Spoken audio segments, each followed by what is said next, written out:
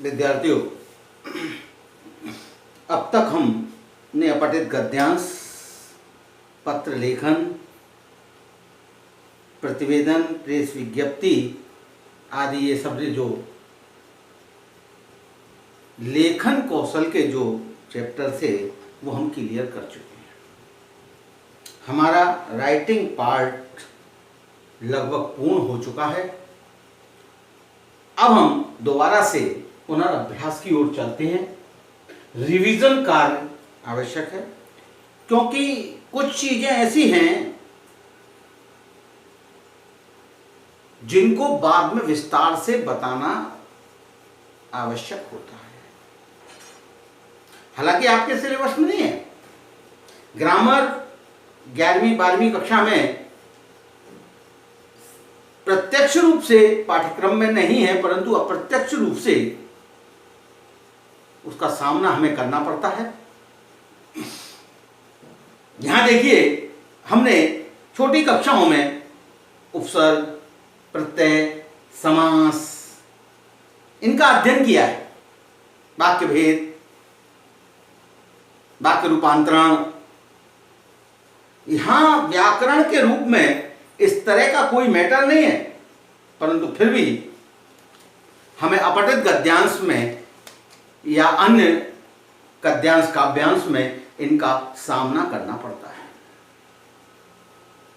पहला पीरियड हमारा अपठित गद्यांश का था।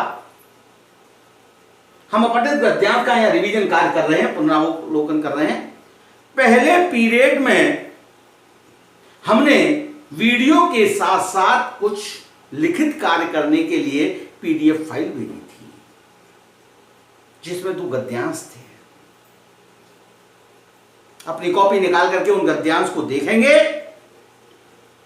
तो उन गद्यांशों में हमें कई तरह के प्रश्न दिखाई देंगे।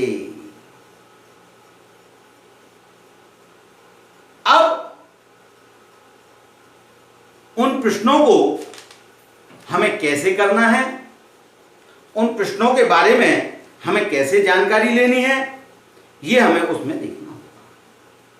जैसा कि हम पहले बता चुके हैं कि अपठित गद्यांश में एक प्रश्न होता है शीर्षक संबंधी, दूसरा बोध, ज्ञान, जानकारी यानी कि समझ से संबंधित, उस गद्यांश के आधार पर कितना ज्ञान, कितनी जानकारी, कितना बोध। तीसरा होता है प्रयोग, वाक्य में प्रयोग,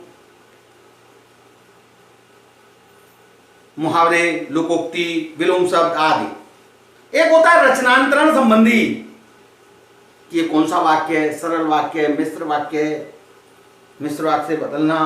दूसरा शब्द का निर्माण, ये उपसर्ग है, प्रत्यय है, समास है, संधि है। अलग से हमारे यहां सिलेबस में ये विषय नहीं है। हमारे अपठित गद्यांश में 1-2 प्रश्न इस टाइप के जरूर होते हैं जिसमें हमसे उपसर्ग या प्रत्यय पूछे जाते हों, उपसर्ग या प्रत्यय पूछे गए हों, ऐसे कुछ शब्द होते हैं। तो आज हम यहां पर अध्ययन करेंगे उपसर्ग का। उपसर्ग किसे कहते हैं? उपसर्ग, जैसा कि मालूम है, उपसर्ग लगा करके, सर्ग में उपसर्ग लगा करके ये शब्द का निर्माण किया गया है। उपसर्ग का मतलब होता है पहले। जो शब्द या जो शब्दांश किसी शब्द से पहले लग करके उनका अर्थ बदल दे, उनके अर्थ में चमत्कार उत्पन्न कर दे, उसके अर्थ को विपरीत अर्थ में परिवर्तित कर दे, उन्हें हम उपसर्ग कहते हैं। उन्हें हम क्या कहते हैं? उपसर्ग कहते हैं।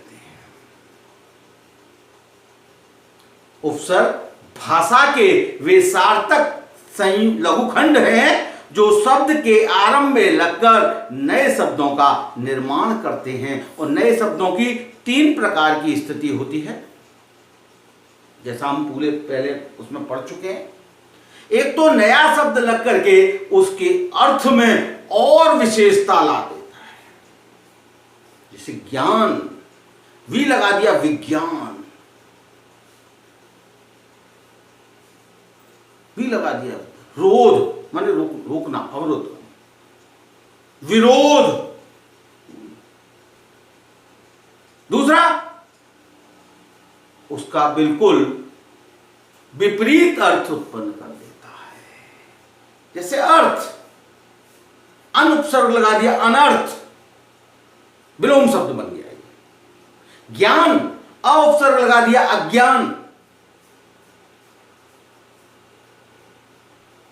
तीसरा, बिल्कुल भिन्न अर्थ की ओर ले जाता है।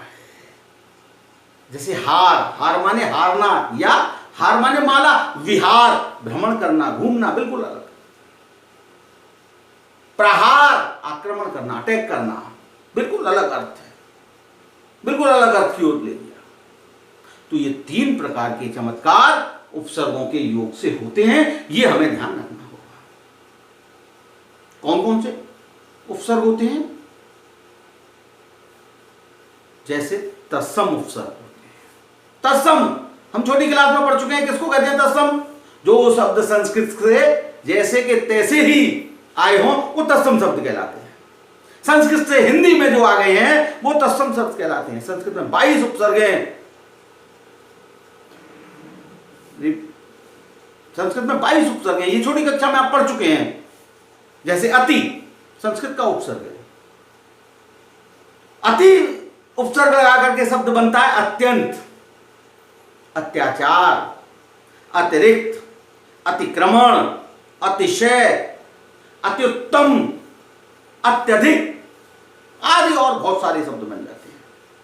इसी प्रकार है अधि, इसका अर्थ होता है ऊपर या श्रेष्ठ, अधिकार, अधिनायक, अधिकरण, अध्यादेश, अध्यक्ष, अधिधन अक्ष, अध्यक्ष।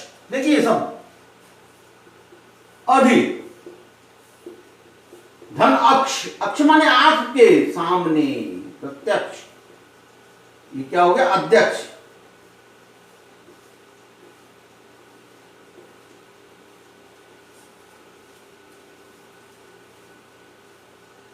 अध्यक्ष,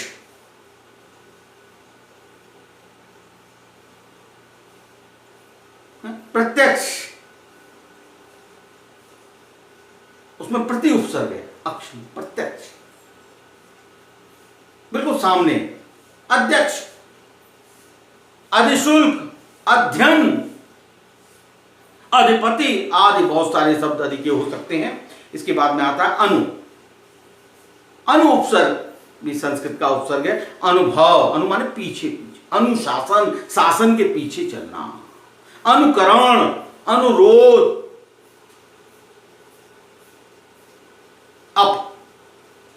अपयश, अपमान, अपव्यय आदि।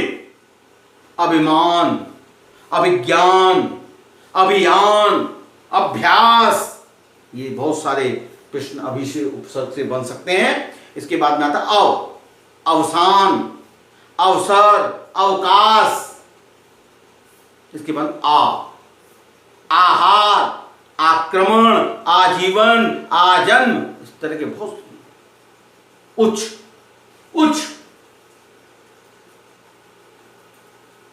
जिसे उत भी कहते हैं, उत बन जाता है ऊपर, यानी से उत्थान, उद्गम, उन्नति, उत्धन्नति, उच्चारण आदि बहुत सारे।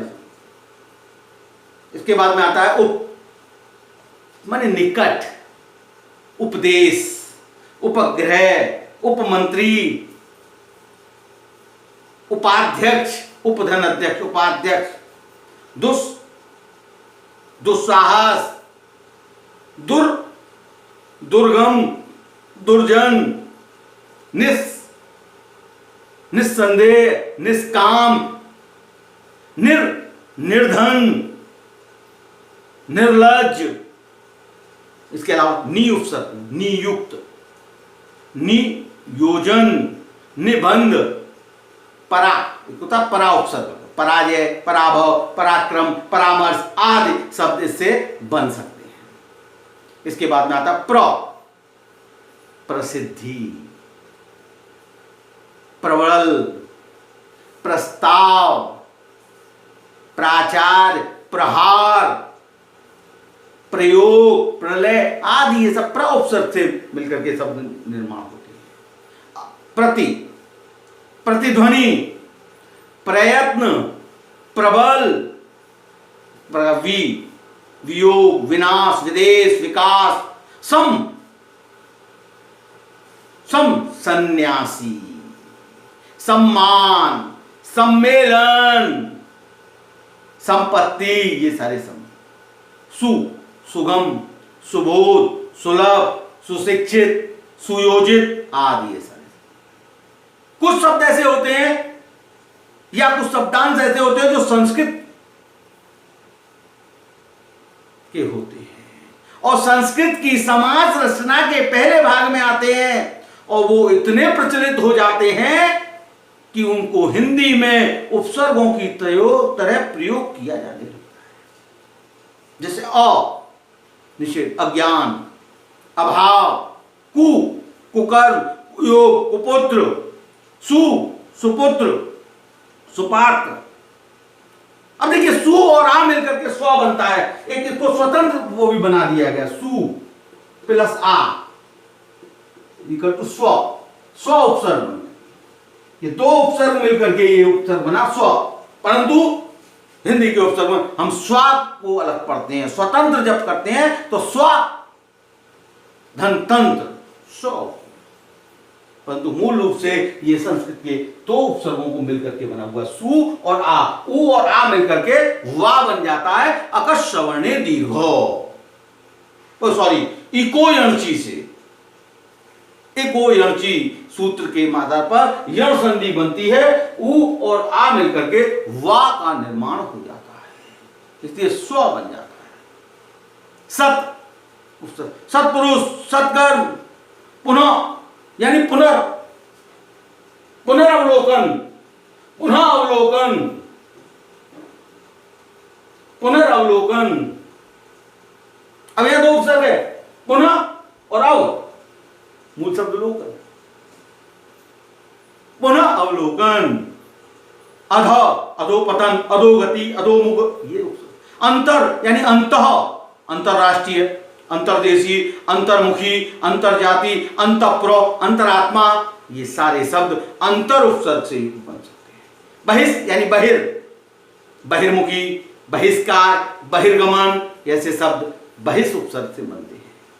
अब देखिए यहां स्व एक स्वतंत्र को है, स्वतंत्र, स्वदेश, स्वराज। अब यहां स्वयं एक उपसर्ग और बन गया, स्वयं सेवक, स्वयंवर, स्वयं चलित, स्वयं पाठी। तो पुरातत्व, पुरातन, पुरावृत्त, एक आता प्राग उत्सव का रह जाता है। प्रागैतिहासिक,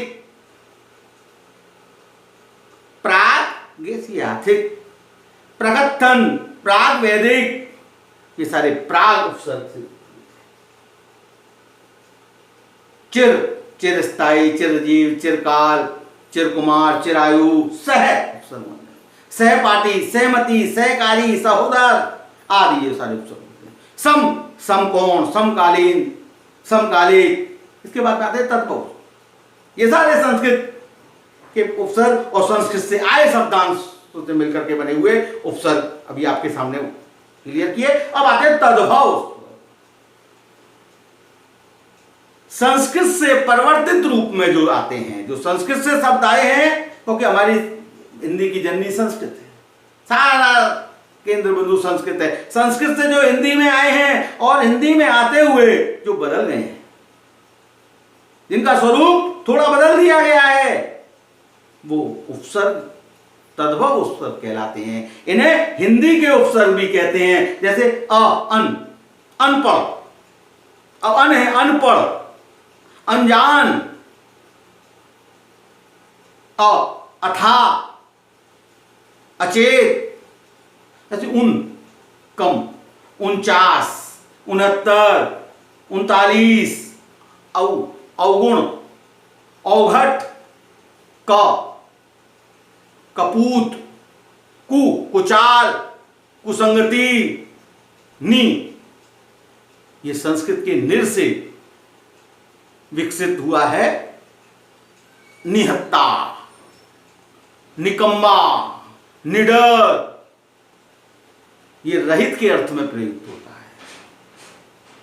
पर दूसरी पीढ़ी, परदादा, परपोता, परनाता, नाना, सु, सपूत, सुडौल, सुजान, सुगढ़, इसके बाद अंध, अब सॉरी अध जला, अध पका, अध मरा, दुबला, दुलारा, दुधारू, बिन ब्याही, भरपूर, भरपेट, चौराया, चौपाई आदि, ये सारे हिंदी के उपसर्ग हैं। इसके बाद आते हैं आगत उपसर्ग, जो आए हुए हैं, विदेशी उपसर्ग, अंग्रेजी, उर्दू, फारसी, इन भाषाओं से हिंदी में आए हुए हैं। तो ये जैसे बखूबी, बदौलत, बगैर, बनाम, बखूबी, बदौलत, बगैर, बनाम, ये एक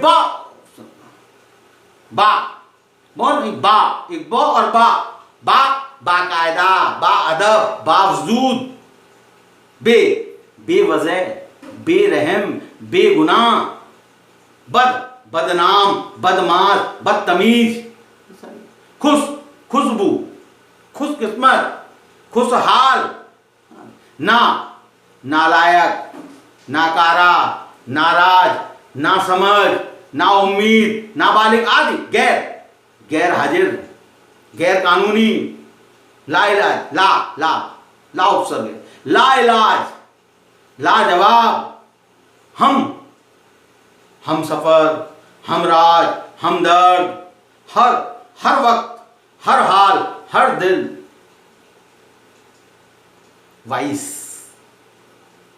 vice captain, deputy commissioner, sub inspector, ये अंग्रेजी के, सरपंच, विदेशी, अरबी फारसी के।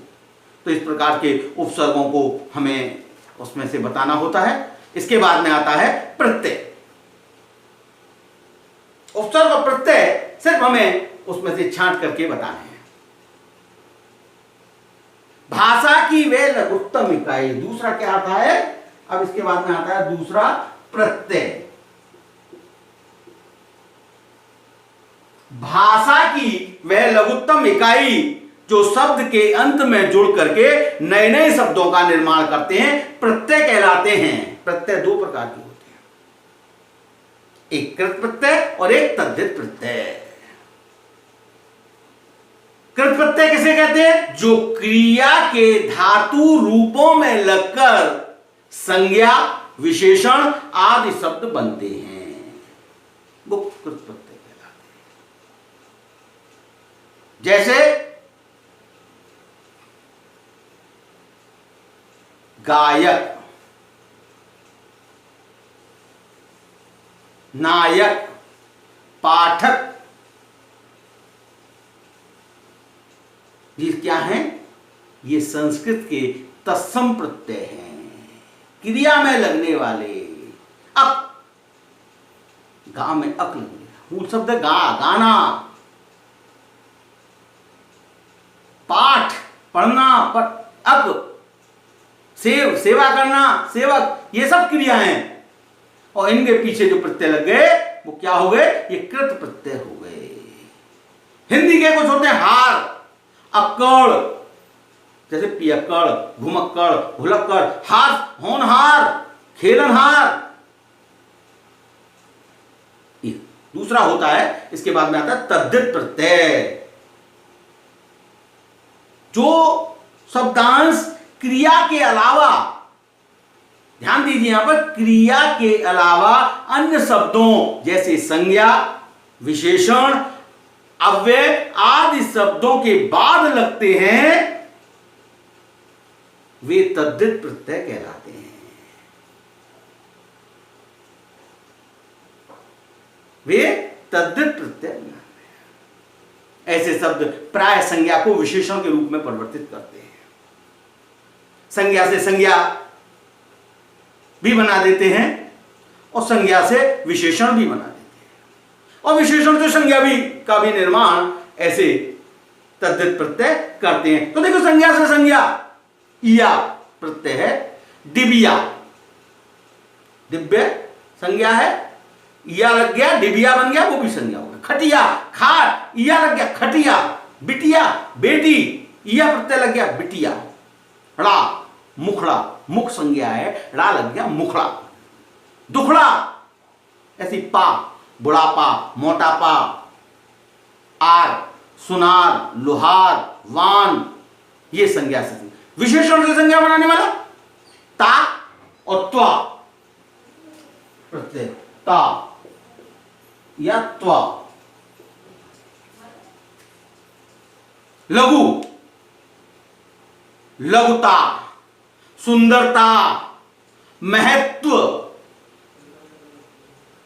महत्व, अपनत्व, ये विशेषण। आस, मिठास, खटास। ई, गरीबी, अमीरी, रईसी, बुद्धिमानी, ये बात है। संज्ञा से विशेषण बनाने वाले सब। ऊन से ऊनी, विशेषण बन गया। गुलाब से गुलाबी, नागपुर से नागपुरी। इला, जहर से जहरीला, बर्फ से बर्फीला, इला प्रत्यय इसमें। इन प्रत्यय। नमकीन, नमक से नमकीन, रंग से रंगीन। आप, प्यासा, प्यास से प्यासा। क्रिया विशेषण से भी विशेषण बनते हैं, जैसे आगे, अगला, पीछे, पिछला, नीचे, निचला। कुछ लिंग बोधक प्रत्यय भी होते हैं जो स्त्रीलिंग से पुल्लिंग, पुल्लिंग से स्त्रीलिंग बनाते हैं। जैसे भैंस का भैंसा, आ प्रत्यय लगा दिया, भैंसा बन गया, लिंग बदल गया। मौसी का मौसा। स्तर बोधक प्रत्यय कुछ स्तर को डेवलप करते हैं, जैसे उच्च में तर लग गया, तर और तम जो है वो स्तर हो जाएगा। उच्च में तर लग गया, उच्चतर। तम लगा दिया, उच्चतम, उससे और ऊंची श्रेणी आ गई, स्तर आ गया। उच्च, उच्चतर, उच्चतम, बिल्कुल बढ़ती हुई श्रेणी। उच्च, उच्चतर, उच्चतम, ये बात। इस प्रकार से भरते हुए क्रम। कुछ व्यवसाय सूचक प्रत्यय होते हैं। आर, जैसे सोने से सुनार, लोहे से लोहार, कुमार, वाला, चाय वाला, पान वाला, तांगे वाला, रिक्शे वाला। गुणवाचक विशेषण बनाने वाले कुछ प्रत्यय होते हैं। लू, कृपा से कृपालु, दया से दयालु। ई, बसंत से बसंती, बैगन से बैगनी। ऊ, गंवारू, आरू, बाजारू। इया, घटिया, बढ़िया। आऊ प्रत्यय से टिकाऊ, बिकाऊ। बना, वना, सुहावना, लुभावना। कुछ कर्तवाच्य की संज्ञा बनाने वाले प्रत्यय होते हैं, जैसे अक्कड़, अक्कड़ में घूमने में अक्कड़ लगा दिया, घुमक्कड़, पियक्कड़। आकू, लड़ाकू, पढ़ाकू। आक, तैराक, उड़ाक। वैया, गवैया, सुनवैया आदि। भाववाचक संज्ञा बनाने वाले कुछ प्रत्यय होते हैं, जैसे आस, मीठा, मिठास, खटास। पन, अपनापन, बचपन, पीलापन। पा, बुढ़ापा, मोटापा। आहट, घबराहट, झल्लाहट।